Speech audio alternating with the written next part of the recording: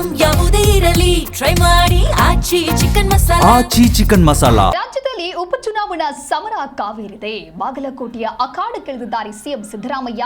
CM Siddaramaiah ಅವರ ಎಂಟ್ರಿಯಿಂದ ಚುನಾವಣಾ ಕಣ ಇದೀಗ ಮತ್ತಷ್ಟು ರಂಗೇರಿದೆ.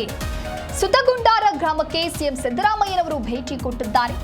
ಇವತ್ತು ಸುತಗುಂಡಾರ, ನಾಯನೇಗಲಿ ಹಾಗೆ ರಾಂಪುರ, ಬೇಬೂರಗಳಲ್ಲಿ ಸಿಎಂ ಸಿದ್ದರಾಮಯ್ಯನವರು ಪ್ರಚಾರವನ್ನು ನಡೆಸುತ್ತಾರೆ. ರೋಡ್ ಶೋ, ಬಹಿರಂಗ ಸಭೆಯಲ್ಲಿ ಸಿಎಂ ಮತಭೇಟಿಯನ್ನ ಮಾಡ್ತಾ ಇದ್ದಾರೆ.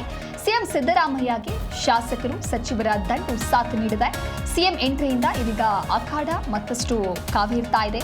ರಾಜ್ಯದಲ್ಲಿ ಉಪ ಚುನಾವಣೆಯ ಸಮರ ಇದೀಗ ಮತ್ತಷ್ಟು ರಂಗೇರ್ತಾ ಇದೆ. ಸಿಎಂ ಸಿದ್ದರಾಮಯ್ಯನವರು ಎಂಟ್ರಿ ಕೊಟ್ಟಿದ್ದಾರೆ, ಪ್ರಚಾರವನ್ನು ಮಾಡೋದಕ್ಕೆ ಮುಂದಾಗಿದ್ದಾರೆ, ಮತಯಾಚನೆಯನ್ನ ಮಾಡ್ತಾ ಇದ್ದಾರೆ. ಬಾಗಲಕೋಟೆಯ ಅಖಾಡದಲ್ಲಿ ಸದ್ಯ ಸಿಎಂ ಸಿದ್ದರಾಮಯ್ಯನವರು ಇದ್ದಾರೆ.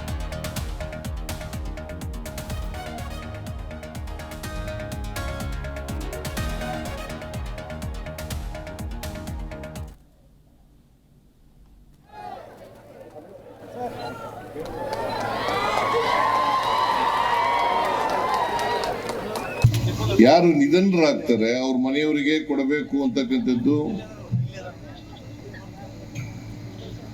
ಸಂಪ್ರದಾಯ ಮತ್ತು ಅದು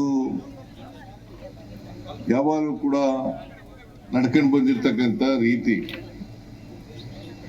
ಅದಕ್ಕೋಸ್ಕರ ಅವ್ರ ಕುಟುಂಬ ವರ್ಗದವರಿಗೆ ಟಿಕೆಟ್ ಕೊಡಬೇಕು ಅಂತೇಳಿ ಕಾಂಗ್ರೆಸ್ಸಿನ ಹೈಕಮಾಂಡ್ ತೀರ್ಮಾನ ಮಾಡಿತು.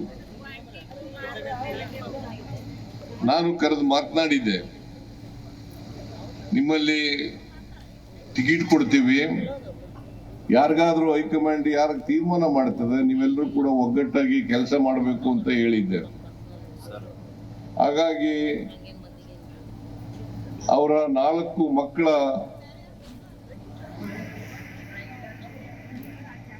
ಟಿಕೆಟ್ ಕೇಳಿದವರಲ್ಲಿ ಉಮೇಶ್ ಮೇಟಿ ಅವರನ್ನ ಅಭ್ಯರ್ಥಿಯನ್ನಾಗಿ ಕಾಂಗ್ರೆಸ್ಸಿನ ಹೈಕಮಾಂಡ್ ಮಾಡಿದೆ.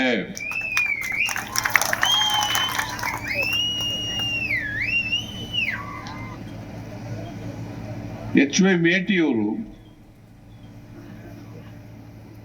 5 ಬಾರಿ ಶಾಸಕರಾಗಿದ್ರು, ಒಮ್ಮೆ ಲೋಕಸಭಾ ಸದಸ್ಯರಾಗಿದ್ರು, ಮಂತ್ರಿನೂ ಕೂಡ ಆಗಿದ್ರು. ಅತ್ಯಂತ ನಿಷ್ಠಾವಂತ ಕಾಂಗ್ರೆಸ್ ಪಾರ್ಟಿಯ ಮನುಷ್ಯ. ನನಗೆ ಬಹಳ ಆಪ್ತರಾಗಿದ್ದಂಥವ್ರು.